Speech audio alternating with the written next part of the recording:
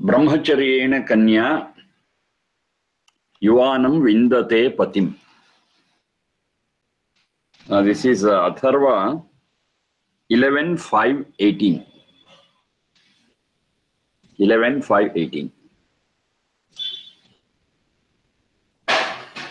A woman, Kanya, a woman, will get her life partner, who is also a young man, after she completes her Brahmacharya Ashrama. Brahmacharyena Kanya Yuvanam Vindate Patim.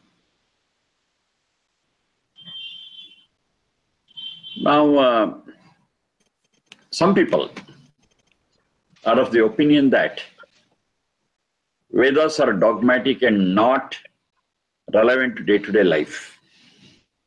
And they say that it is applicable to olden times, but not for the present day. But when we study mantras or pieces of mantras like this, yes, we understand that Vedas are really progressive, practical, and utilitarian. One such mantra is this. It says here, of course, this we have to understand with reference to several other mantras on the same subject. Another one we have discussed earlier. Anyhow, we will talk about it once again. It says, Sa mitram vanute janechit. Sa mitram vanute janechit. Here, Sa is referred to she. She is the bride. That is one who is to be married. Eligible to be married. Now she, vanute is chooses.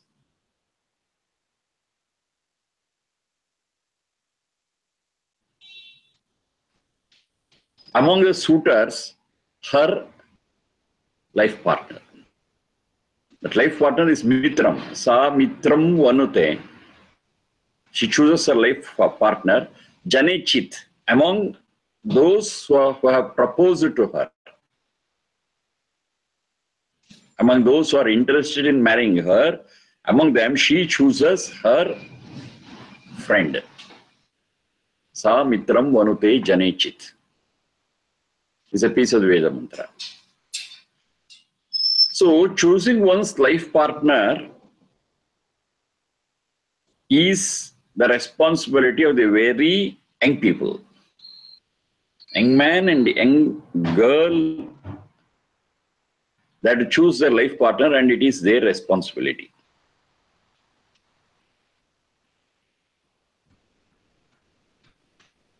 Of course, this is being practiced in other places, in many places in the world, and I take a larger view. But finally, the Vivaha Samskara and the relationship between Grahastha Grihini is not defined well. But of course, this freedom is there. They can choose their own life partners. Back in India, this is not practiced very well, clearly, even today. So we have to study this in the background of, one is the present condition in India, and another one other than India. Other than India, though this freedom is there in many places, resulting of this in Grahastha Grihini, Grahastha Shama, and householdership, and binding them together for a long time, Jaradashtir Yathasaha. Such system and culture and background and education is not there. Exceptions are there, of course, exceptions are there. The binding between the bride and the groom and making them husband and wife, and that binding is not strong enough as we find it in India. Whereas in India, though that binding is there, though it is forced upon, here also they are not doing it with understanding. Though it is forced upon, at the time of selecting their life partner, we have got so many difficulties, so many miscalculations. So one such is, if you, just for example, one such is, they depend upon the caste.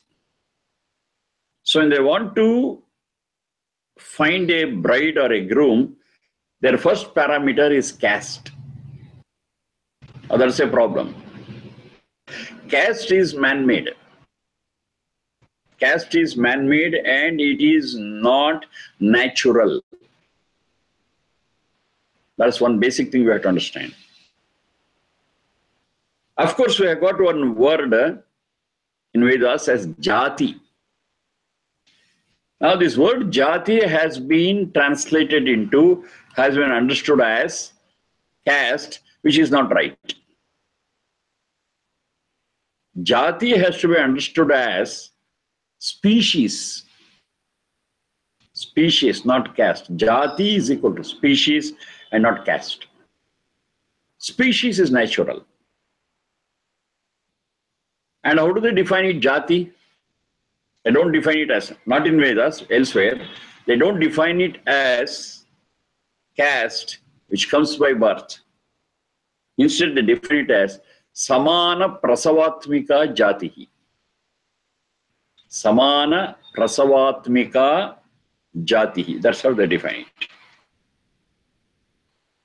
The technical meaning of the word jati is the one which begets a progeny of the same type.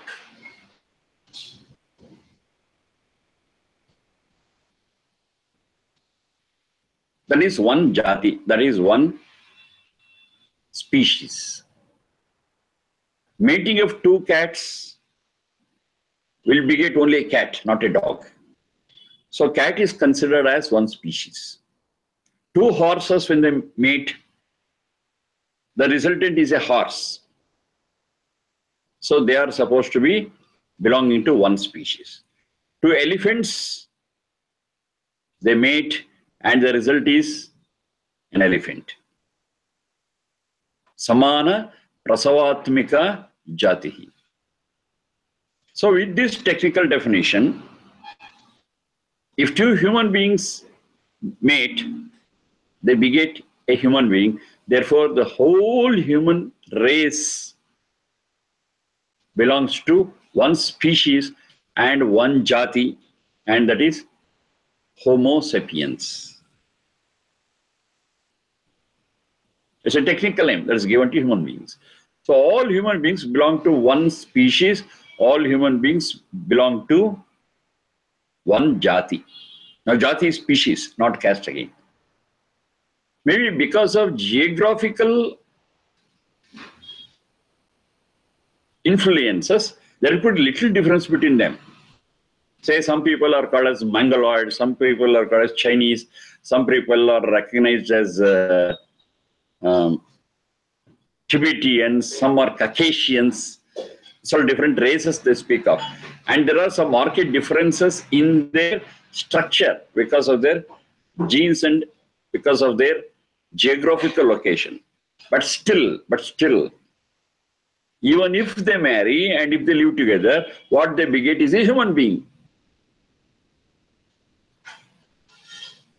Little difference in structure, little difference in their maybe eyebrows, the nose, the lips may be slightly different.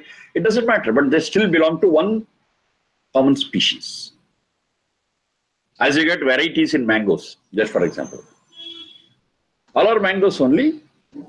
One is Apusa, one is Raspberry, so one is something Malgova, something like that. Even in dogs we do have it. Dalmatian, Pomeranian, Alsatian. Okay, it's a subcategory, but basically they all belong to one species. In the same way, all human beings belong to one species. Maybe some groups, some subgroups are there depending upon the racial differences. You should note very clearly, I am saying racial differentiations. But unfortunately, we have seen that it has resulted in racial discrimination. Racial discrimination is different, racial differences is different. I'm speaking of only racial differences. No race is superior, no race is inferior. I'm very clear about that. Racial differences could be there. It should never be a cause for discrimination.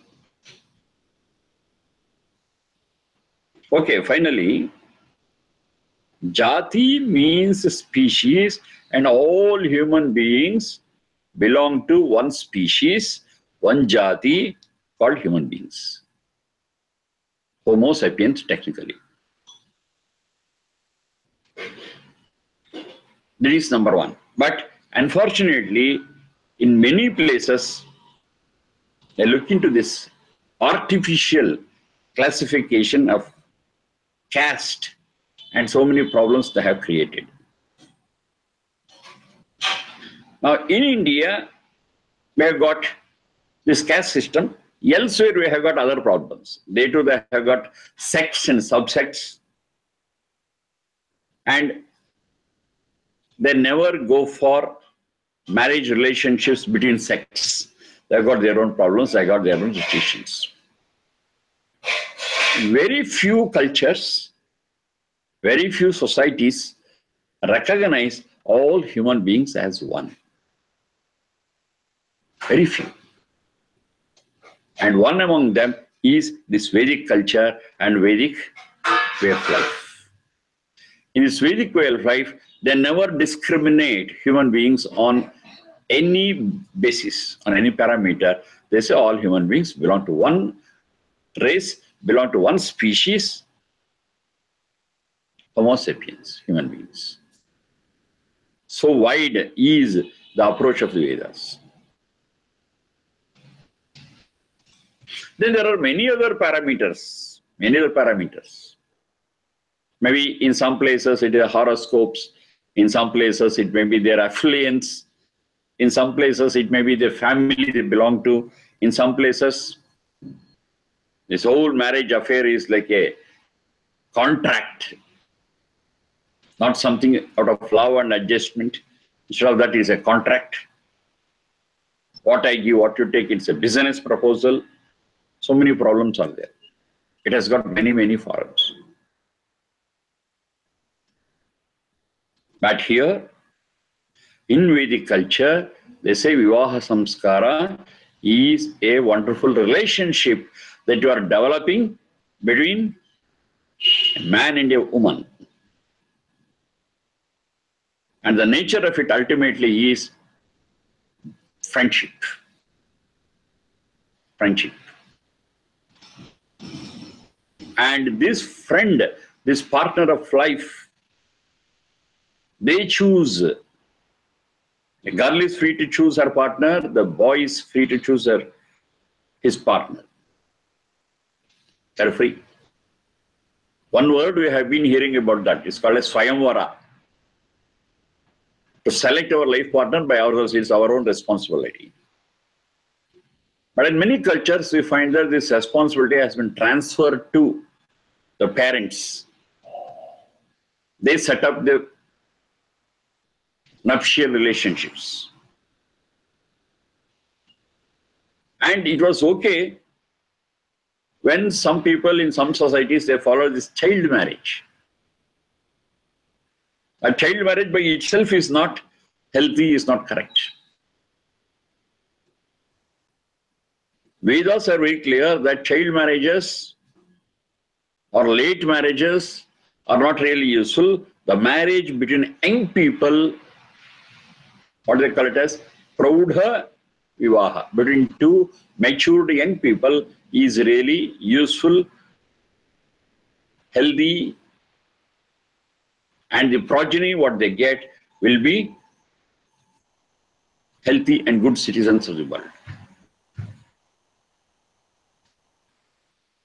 So Praudha Vivaha between two young people is recommended by the Vedas. How do you understand it? It's there very clearly. Brahmacharyena kanya yuvanam vindate patim. Yuva is one who is young. And kanya is she who is also young. She is not Kumari. She is not Kumari. She is not Shishu. But she is Kanya. Kanya is an young girl, young woman, who has just stepped into youth. She is a Kanya. And has got all the other qualifications to marry, to set up her own family with life partner. She is called as a Kanya. What are the other qualifications? One is she has to be healthy. She should be matured physically and mentally. Should be very clear about the purpose of this Vivaha Samskara. She should be educated about it. And both man and wife, for tying their knots, should be aware of their responsibilities as householders, Grihasthashrama, and they should have a lot of information about upbringing of their children. Indu onchu neer beku bayonatte. So if they are equipped with all these prerequisites, yes, they are eligible to marry. Yes, they are eligible to set up their own Grihasthashrama, Griha. And one who manages this Grihasthashrama, they are called as Grihastha and Grihini.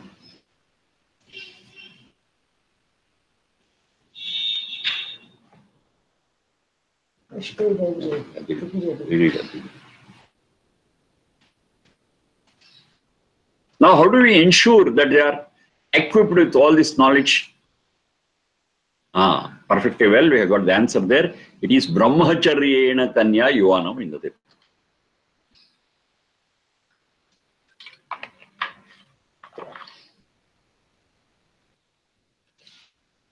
Before they are entering into Grihasthashrama, the second phase of life, they should have studied a lot. They should have developed their personalities. And all that happens in the previous ashrama, the first ashrama, called as Brahmacharya ashrama. Now this is required for all, the bride and the groom, the boy and the girl. So this Brahmacharya ashrama, followed by, within that Brahmacharya ashrama, that is Upanayinam it starts with, followed by Vedarambha Samskara, and concludes with Samavartana Samskara. All these three samskaras put together is considered as Brahmacharya ashrama. Now this Brahmacharya ashrama is compulsory for all. I repeat, is compulsory for all, male and female, irrespective of their caste, creed, nationality or anything. It's a must for every child to undergo this Brahmacharya ashrama. Why it is so?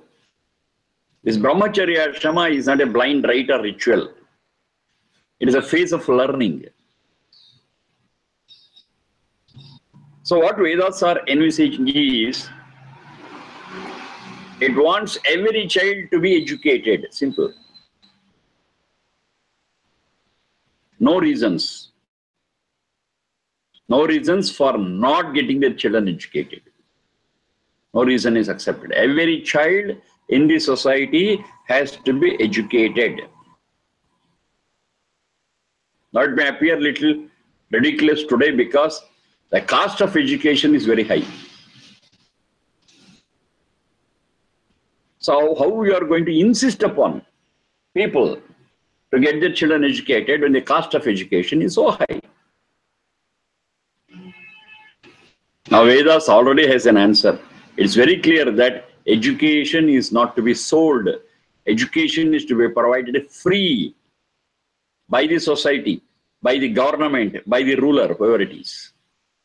Education is free. You need not worry about it. It will be given to every child free.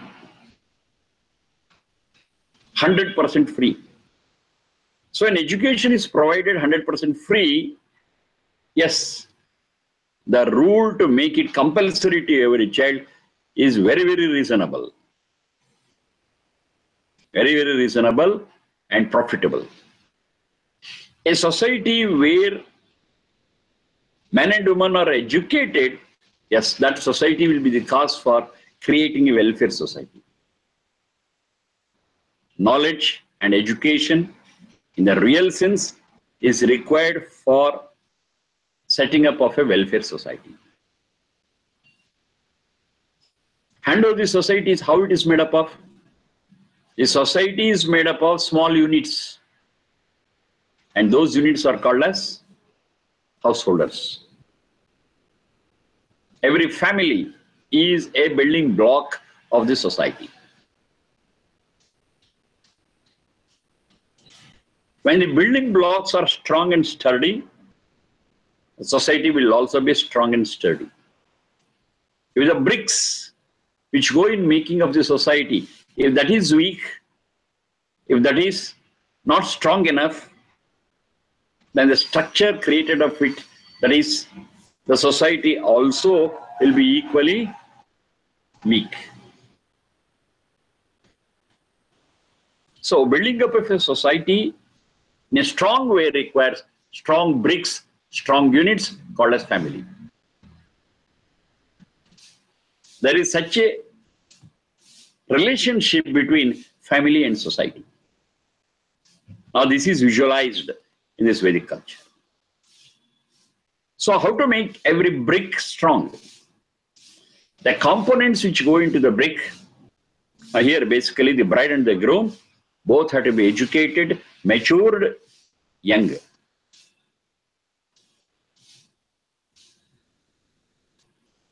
Now that goes a long way in building up, in manufacturing the bricks strong, and the strong bricks automatically result in a strong society, a strong social infrastructure. So all this they have visualized very clearly. And how do you understand? In the rituals we perform in Vivaha Samskara, the rites, the rituals, we have got one part there called as Rashtra Bhrut Yajna. The Vedic Vivaha Samskara Vidhi, the rituals what we are going to practice while performing a Vivaha, we have got one part of it called as Rashtra Bhrut Homa, Rashtra Bhrut Havan, Rashtra Bhrut Agnihotra, whatever you call it. I'm interested in the word Rashtra Bhrut. Rashtra, nowadays we generally understand it a nation or country. But Vedas understand Rashtra as society and world. It never accepts the territories made by human beings. It says the whole world is one.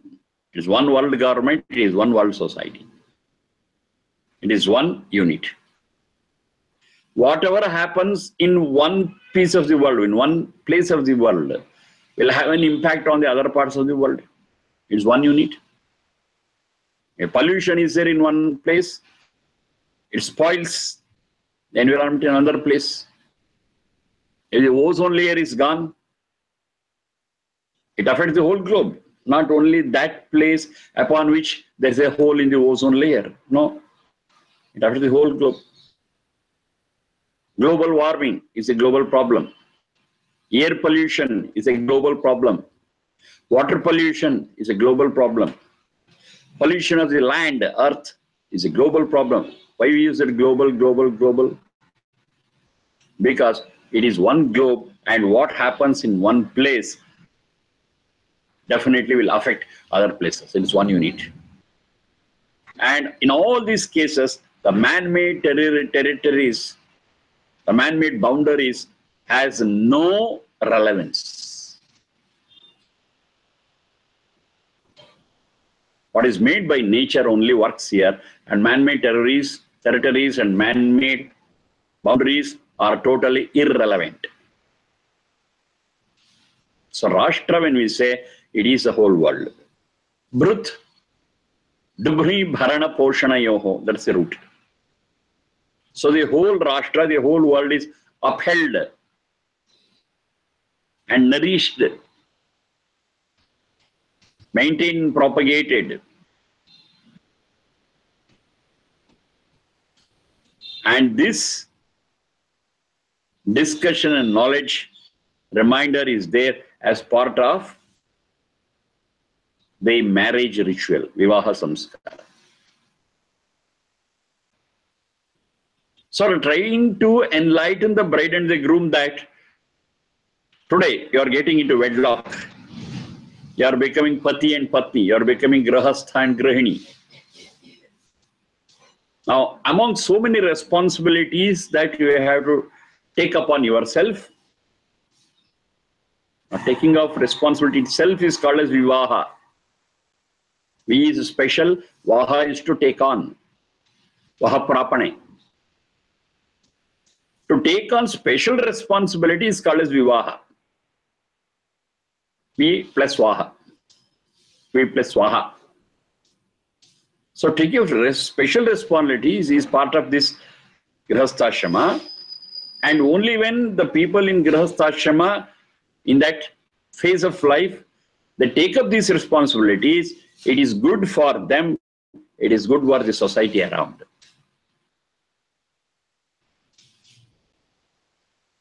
Therefore, during Vivaha Samskara, they perform this Rashtra Bhrat Yajna and tell this couple who are forming a new unit, a new brick. They say that you are not separate from the society, you are not separate from the world. You are part of it.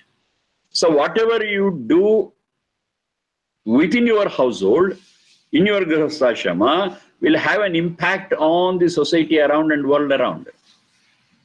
Please identify that relationship. And your well-being is in the well-being of the world around. You are not a separate entity. You are not a separate unit by yourself. You are part of one big structure. And your role in that structure is, if the structure has to be strong, the brick has to be strong. If you want welfare, if you want peace, if you want prosperity, yes, you will get it, provided the whole structure is prosperous, is strong, is healthy, because you're part of it. So if you are looking for your prosperity and welfare, you have to contribute your might for the welfare and prosperity of the world around. This interrelationship between the two is reminded. They would have studied during Brahmacharya Ashrama in Gurukula, in that phase of practicing Brahmacharya, they are doing it. Now it is reminded during the marriage rites, rituals, in the form of Rashtra Bhrat Yajna. Now all these aspects unravel when you start studying this piece of the Veda mantra. Brahmacharyena Kanya Yuvanam Vindate Pati. It is a marriage between two matured people. Have got all these requirements: good health, good knowledge, good maturity, and capacity to take on responsibilities, special responsibilities, and discharge them well.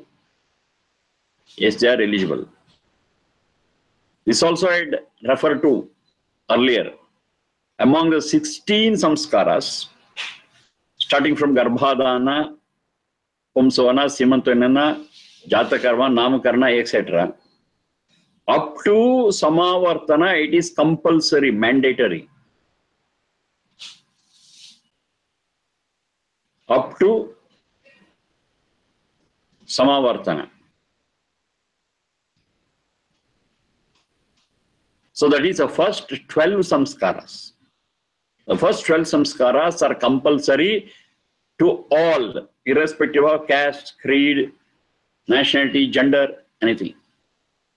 No discrimination. Then we have got 3 samskaras: Grihastha, that is Vivaha Samskara, Vanaprastha Samskara, and Sannyasa Samskara. 12 plus 3, 15. These 3 samskaras are not compulsory. It is subject to their eligibility. If they are eligible, if they satisfy the prerequisites, yes, they can get into Grihasthashrama. That is Vivaha Samskara, Vanaprastha, and Sannyasa. If they are not qualified, Now these three samskaras are not for them. And the last one, Antyeshti samskara, is same for all again. Because every one of us who are born will one day die, and that is the last samskara performed, Antyeshti, cremation. The first 12 and the last one, they are common for everyone. In the middle, we have got 3, Vivaha samskara, Vanaprastha, Sannyasa. It is subject to conditions. They are conditional. Now, what is that condition? One of them is clearly reflected in this piece of mantra, Brahmacharyena Kanya Yuvanam Vindate Pati. They should have passed that phase of Brahmacharya Ashrama. What is the Brahmacharya Ashrama phase? It is a phase of learning. It is a phase of understanding what life is. It's a phase where they understand the purpose of life. It's a phase where they gain all the strength, physical, mental, and spiritual, to take upon them responsibilities and to discharge their duties, to equip themselves to face the real world, is what is called as Brahmacharya. It's compulsory for everyone. They understand what the world is. They understand what they are. They understand the forces which are working in the universe. No, that is the syllabus in Gurukula. And a person who is aware of their personality, one is able to understand the personality of others, one is able to understand the nature around, one is able to understand their duties and responsibilities, their rights. Those who can understand the interrelationship between the nature around and the human life, and those who are able to protect nature and propagate it, those who are able to contribute to the world, good progeny, yes, now they are eligible for Vivaha samskara and Grihasthashrama. So many conditions are there. All these conditions are for the good and welfare of a couple as well as the whole world. Very simple. Now, because this Vivaha samskara or Vivaha samskara, which gives them an entry into Grihasthashrama, is not being performed properly, yes, you got so many problems. And very rarely we are able to identify that these problems have got a root in this. Grihasthashrama is not strong. The bricks are not strong. The structure cannot be strong. The society and world cannot be strong. They have got their own problems. So, certain do's and don'ts in Grihasthashrama. And those do's and don'ts in the Grihasthashrama is not at all enlisted, is not at all enumerated, and is not at all understood, and is not at all practiced, except in some societies. In particular, I am referring to that society where this Vedic thought is prevalent. The same thoughts which is applicable to all people at all places and all times is practiced everywhere in the world. Yes, every brick which goes into building up of the social structure will become strong. And as a result, the whole structure too becomes strong. If there is infidelity, if there is unfaithfulness, there is cheating between the couple, it's all due to not understanding the importance of Vivaha samskara. It's happening around the world. If that Grihasthashrama is not being practiced for a long time, but increase in the number of divorces, yes, something is wrong in initiating every couple into Grihasthashrama. It is not just a physical relationship. It's a physical, mental, and spiritual relationship. But in most of the societies, they understand this relationship between a man and a woman as a physical relationship. for satisfying their basic needs, their base requirements, their instincts. Of course, this is one part of it, I'm not denying it, but that is not enough for building a human society.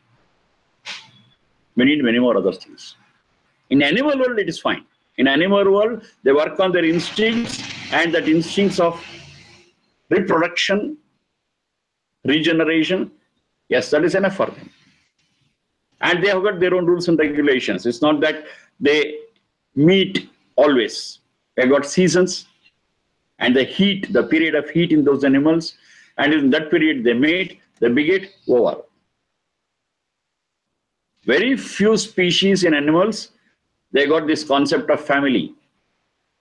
They don't understand what a family is, but at least they live together. In some species, one female to one male, one male to one female, that bondage is also there. We have got some species where the mother and father and the children, they live together as one family. But whatever rules we observe in animal world is not definitely applicable to human beings. We have to think of different other rules and regulations.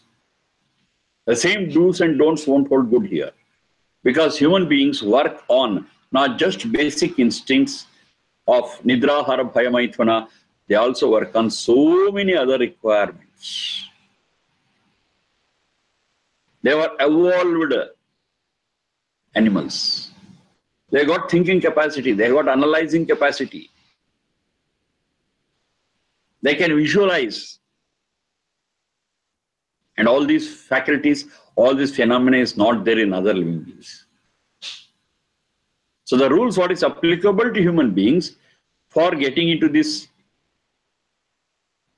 householdership, grihasthashrama, they are different.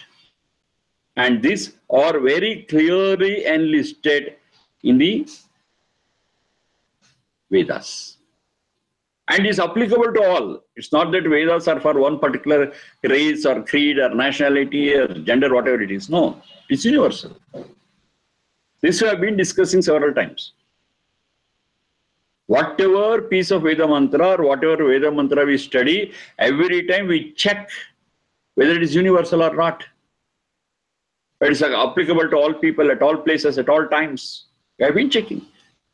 Until now, whatever you have studied, it has stood the test. Nowhere we have found a piece of the Veda mantra or a Veda mantra which is not applicable to all people at all times and at all places. No. This test we have been doing. And every piece of the Veda mantra is successful in passing this test. Because the basis is scientific, the basis is logical, and the intention of these things is for the welfare of every human being. That's why it can pass through this test. It's not to be believed. We have to verify, we have to check, we have to think, we have to analyze. As the truth comes out, it's universal in nature. Brahmacharyena kanya yuvanam vindate patim. She gets her life partner in the form of a friend. In grihasthashrama, the relationship between man and wife is that of friendship. Very few cultures recognize this. Very few cultures. In most of the cultures, it is male dominated. The wife is a subordinate to the male. The man has got so many powers, the man has got so many privileges, which is denied to a female. Even today. We've got such cultures. A man is free to marry more than one wife. A man is free to divorce a woman very easily. A woman is expected to serve the man. As a wife, satisfying his needs, as a machine to bear children. It's all happening even today. And it's a maid and servant at the home. She is never considered as an equal and is never considered as a friend to share their thoughts, to share their emotions.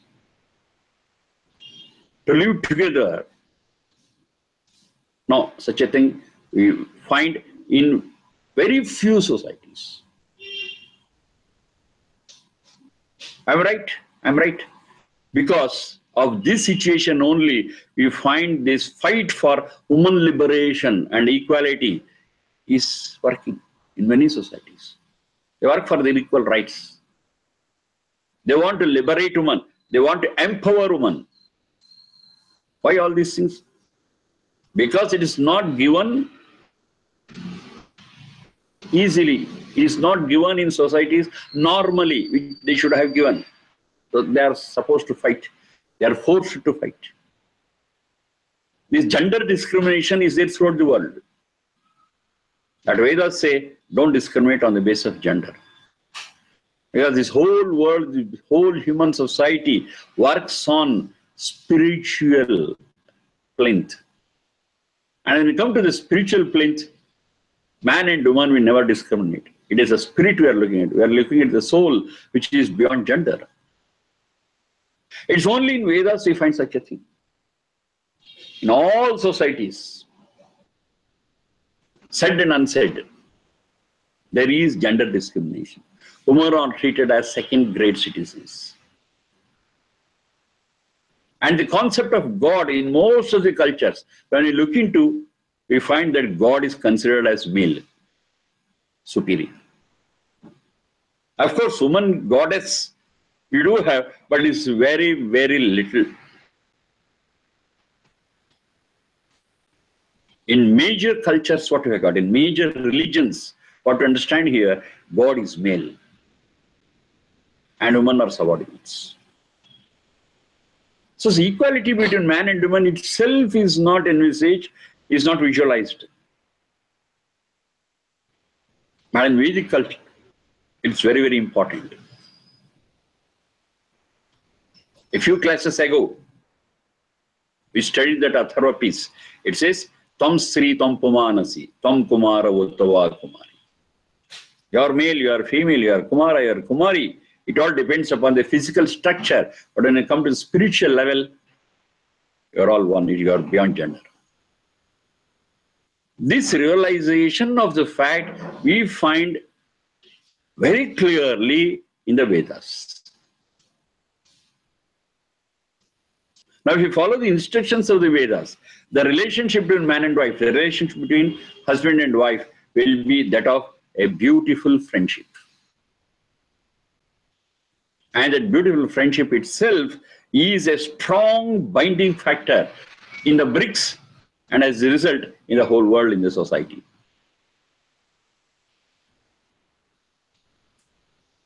So all this, every child is educated during their brahmacharya ashrama. So once they pass through this brahmacharya ashrama, and during this brahmacharya ashrama study these realities, these values of life, yes, they have completed their brahmacharya ashrama well, successfully.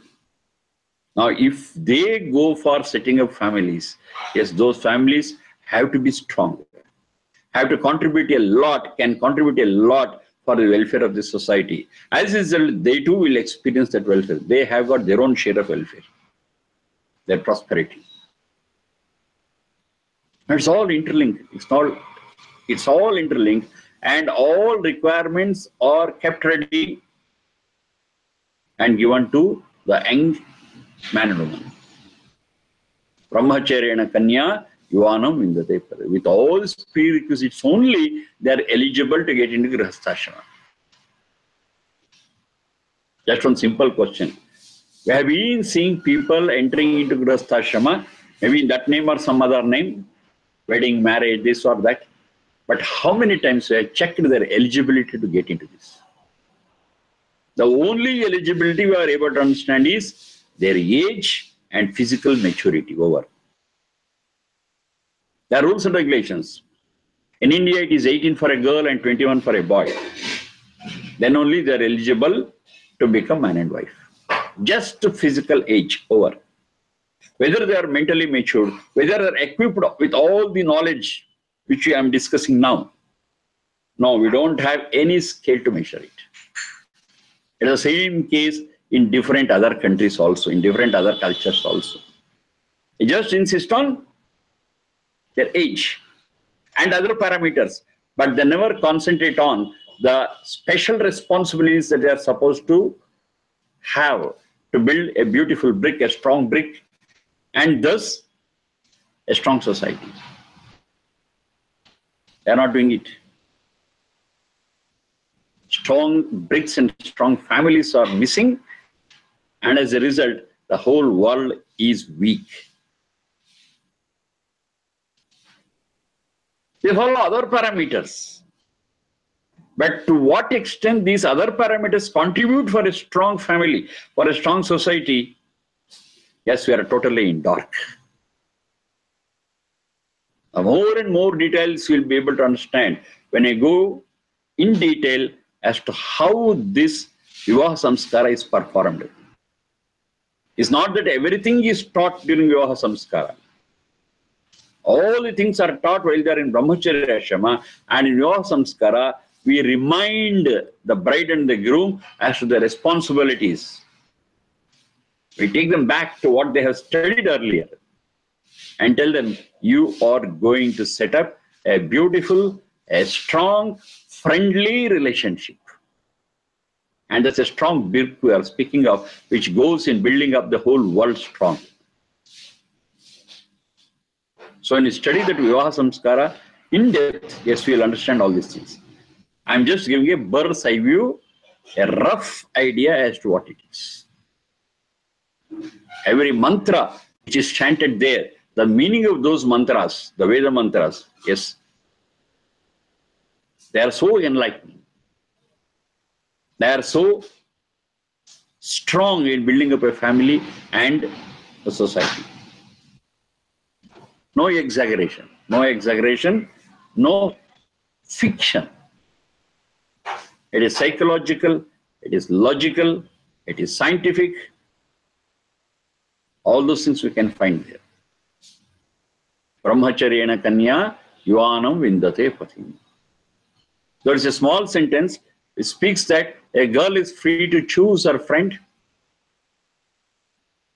and gets her life partner after passing through this Brahmacharya ashrama. The impact is very great. Starting from what Brahmacharya ashrama is, what Brahmacharya is, I discussed that. What is Brahmacharya? And the freedom given to her to choose her partner. And there are so many guidelines as to whom she should select her partner. And what is that partnership? That relationship is of friendship, mitram. And they are free to choose their life partners. They are given full freedom, they are educated, they are enlightened, they are informed, and they have the capacity to choose their right partner. And that relationship is for a long, long time. Divorce is not at all visualized. Differences will be there. But to overcome those differences, in the light of friendship, in the light of a friendly relationship, is more important than going for a divorce. This is what Vedas say. Till our old age, we are going to live together. That's the vow they take during that Vivaha Samskara. And the word what they use, Jaradashtiyaha. Jara is old age. So till old age, we are going to be friends. I'm with you, I support you. You are with me to support me. We make a good unit. Both of us will contribute to making this unit a strong one, a long-lasting one. And in turn, it will help the society to become strong and wealthy. A society where the relationship between man and wife is not strong cannot have strong future generation, cannot have a strong progeny. The progeny is weak, physically, mentally, spiritually. And that will be the cause for the collapsing of this whole society. The whole society collapses. We have seen so many cultures thriving. We see so many cultures dying.